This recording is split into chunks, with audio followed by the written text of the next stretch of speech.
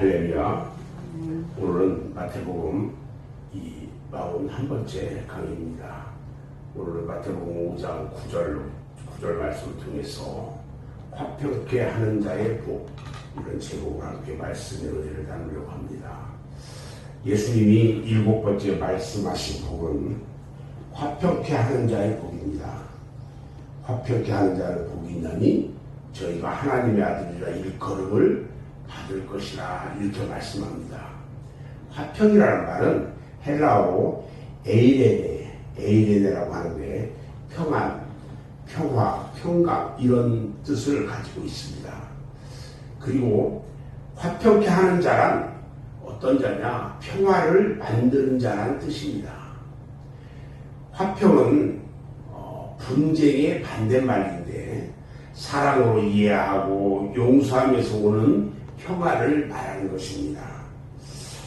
하나님의 복음의 역사는 어디서나 화평의 결실을 맺는 것입니다. 그러나 사탄의 역사는요, 인간의 마음에서, 우리들의 가정에서, 오늘의 세계에서 이 화평을 제하려고 부단히 노력하고 있다는 것입니다.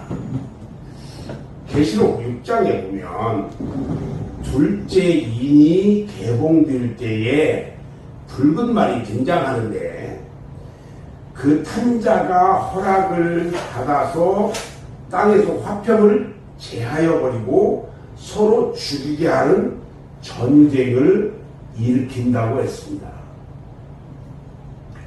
화평에는 두 종류의 화평이 있어요. 성경에는 두 종류의 화평에 대해서 말씀합니다. 이 두 가지 화평은 우리들이 다 이루어야 할 화평이에요. 그런데 이 화평을 이루는 데에는 차례가 있어요. 순서가 있다는 거죠. 우리가 먼저 이루어야 할 필수적인 화평이 어떤 화평이냐면 나와 하나님과의 화평이에요. 욥기 22장 21절에 보면 너는 하나님과 화목하고 평안하라, 그리하면 복이 너에게 임하리라, 이렇게 말씀하고 있어요. 사람이 먼저 하나님과 자신과의 화평이 이루어져야 2차적인 화평, 즉 사람과 사람과의 화평을 이룰 수가 있다는 것입니다. 하나님은요, 우리와의 화평을 원하시는데 그 길이 막혀 있어요. 우리의 죄가 담을 점점점 쌓아서 화평의 길을 막고 있기 때문에 그래요. 그런데 우리 하나님은 그의 독생자이신 아들을 우리와 하나님과의 막힌 담을 허시는 화목제물로 삼으시고 이 세상에 보내셔서 십자가에서 속죄 제물이 되게 하신 거예요. 그의 피로 우리의 죄를 용서하심으로 죄악의 담을 허시고 화평의 길을 열어주셨어요. 우리는 예수 그리스도의 피로 죄의 용서함을 받고 화목제물이 되신 그리스도 안에서 화목하여 하나님을 아버지라 부르게 된 거예요. 아멘. 두 번째는요, 우리가 두 번째 이루어야 할 화평은 뭐냐? 사람과 사람과의 화평이에요. 하나님은 우리에게 화평의 직분을 주셨어요. 예수로 말미암아 하나님과 화평을 이룬 사람은 이 화평을 다른 사람에게 줄 수 있어야 하는 거예요. 즉 그러니까 성경에서 말하는 두 가지 화평의 첫 번째는 나와 하나님과의 화평이에요. 나와 하나님과의 화평이 잘 이루어진 사람은 두 번째 화평인 사람과 사람과의 화평을 이루어야 하는데, 우리는 하나님과의 화평을 이룬 사람으로서 다른 사람에게 이 화평을 줄 수 있어야 한다는 거예요. 로마서 12장 18절에 보면 할 수 있거든 너희는 모든 사람과 더불어 화평하라 이렇게 말씀하고 있고요. 고린도후서 5장 18절에도 보면 그리스도로 말미암아 우리를 자기와 화목케 하시고 또 우리에게 화목하게 하는 직책을 주셨다 이렇게 말씀하고 있어요.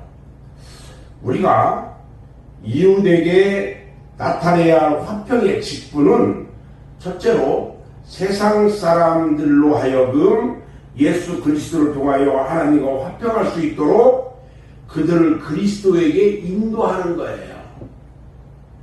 이 일은요, 우리가 이 복음을 전하는 일로 감당하게 되는 것인데, 우리는요, 바울처럼 빚진 자의 무거운 마음으로 복음을 전하는 일, 세상이 하나님과 화목할 수 있도록 많이 힘쓰고 애써야 된다는 거예요. 그 다음에 나와 내 형제 간의 화평의 직분이에요. 이 화평의 이 직분은 어떻게 이루는 것일까? 첫째요, 형제의 죄를 용서하는 것으로 가능하다고 했어요.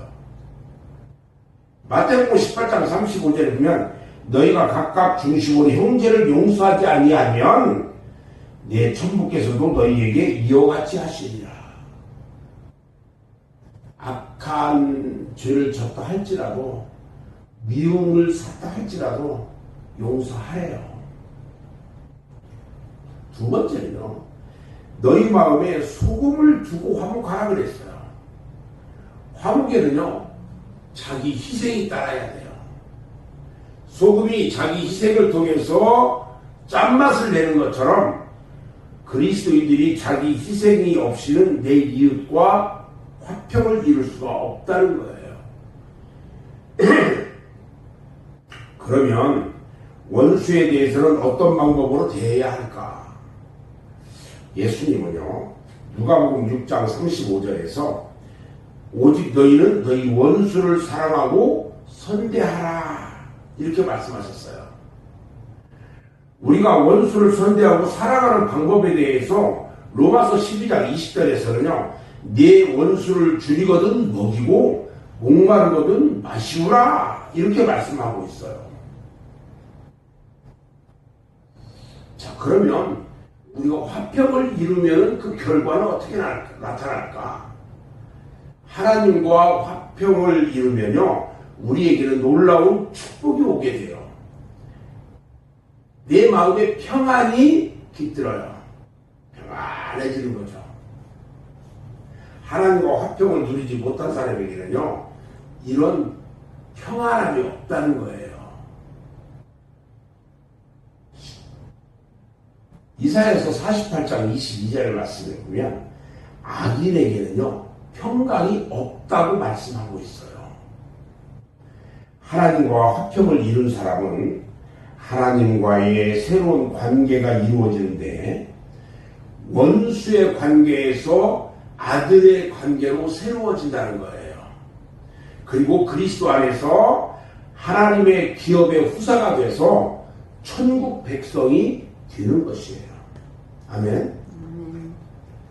저는 이제 오늘 말씀을 정리하는데, 화평케 하는 자의 복에 대해서 저희가 하나님의 아들이라 일컬음을 받을 것이라고 말씀하셨어요. 하나님의 아들이라 일컬음 받는 것이란 말은 많은 사람들로부터 하나님의 아들이란 영광스러운 칭호를 받을 것이라는 뜻이고, 또 하나님의 실질적 자녀로서 자격을 갖춘 것을 의미하는 거예요.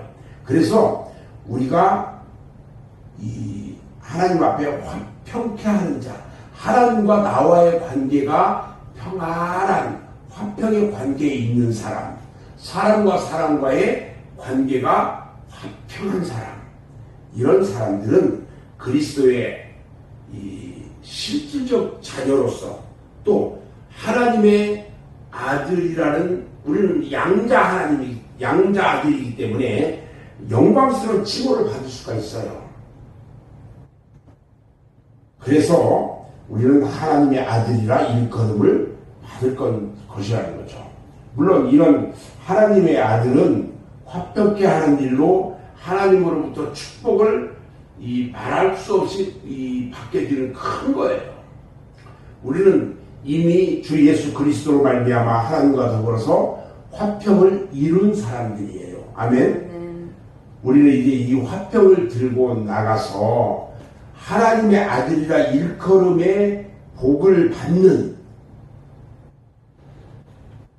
세상에 나가서 그리스도의 복음을 전하면서 그리스도의 향기를 나타내고 그리스도의 참된 이